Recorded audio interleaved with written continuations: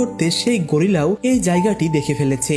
যখনই কং সেই মানুষদের সামনে চলে আসে সে অনেক বেশি দুর্বল হয়ে পড়ে আর সঙ্গে সঙ্গে সে অজ্ঞান হয়ে মাটিতে পড়ে যায়। বিজ্ঞানীরা এখানে এসে দেখতে পায় কং এর হাত পুরোপুরিভাবে জখম হয়েছে। এটা দেখে বিজ্ঞানীরা বুঝতে পারে কং এখন কিছুই করতে পারবে না, তাই সে ঠিক করে কং এর হাত পাল্টে দিবে। তখনই সে রোবোটিক হাতের আইডিয়া পায়, আর এটা সেই সুপার মেকানিক্যাল আর্ম ছিল যেটা কংকে আরো বেশি শক্তিশালী করার জন্য তারা আগেই বানিয়ে রেখেছিল।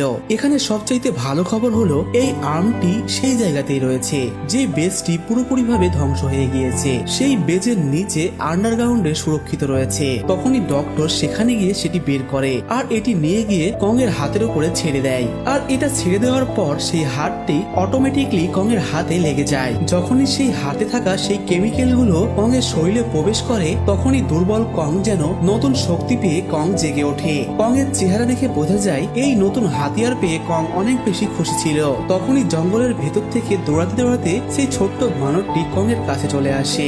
সে এসে কংকে বলে স্কার কিং এই পোর্টালের জায়গার কথা জানতে পেরেছে, সে শিমুর সঙ্গে মিলে এই জায়গাতে হামলা করতে আসছে।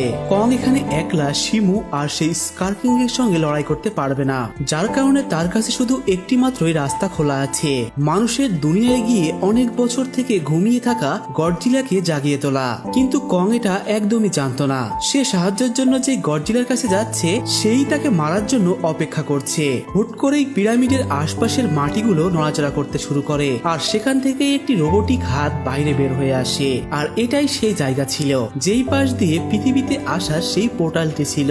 যখনই কং সেখানে চলে আসে তখনই তার উপস্থিতি টের পেয়ে গডজিলাও বাইরে বের হয়ে আসে। আর গডজিলা একটুও সময় নষ্ট না করে কং এর সামনে চলে আসে। সে ভেবেছিল কং হয়তো তাকে মারতে এসেছে। এখানে গডজিলার চোখ মুখ দেখে বোঝা যাচ্ছিল সে কং এর উপরে কতটা রেগে আছে, আর দেখে যেন মনে হচ্ছিল সে কংকে খেয়েই ফেলবে। কং এখানে হাত উঠিয়ে গডজিলাকে বোঝানোর চেষ্টা করে, কিন্তু গডজিলা কং এর কোনো কথাই শুনতে চায় না। সে সোজাসুজি কংকে ধাক্কা মেরে কয়েকশো কিলোমিটার দূরে ফেলে দেয়। যেহেতু গডজিলা এখানে কোনোভাবেই থামছিল না তাই সে গডজিলাকে পেছন থেকে হামলা করে যাতে করে সে শান্ত হয়। কিন্তু গডজিলার চোখে বালু পড়তেই সে আরো বেশি রেগে যায়। সে কং এর হাতে কামড় দিয়ে বসে আর তাকে মাটিতে চেপে ধরে। কিন্তু কং ও তার মেকানিক্যাল হাতের মাধ্যমে এখন অনেক বেশি শক্তিশালী। এখানে গডজিলা অজ্ঞান হয়ে যায়, তাই সে তার লেজ ধরে সেই পোর্টালের দিকে টেনে নিয়ে যায়। অন্যদিকে সেই সম্প্রদায়ের মানুষগুলো স্কার কিং কে হারানোর জন্য পানির মধ্যে লাল রঙের কিছু লিকুইড মিশিয়ে দেয়। যখনই পানির সঙ্গে সেই লাল লিকুইডটি মিশে যায় তখনই জাদুর মতো কিছু একটা ঘটতে থাকে। সেখানে এমন একটি সিস্টেম চালু হয়ে যায় যার ফলে দুইটি পিরামিড একসঙ্গে যুক্ত হয়ে যায়। যখনই এই দুইটি পিরামিড একসঙ্গে যুক্ত হয়ে যায় তখনই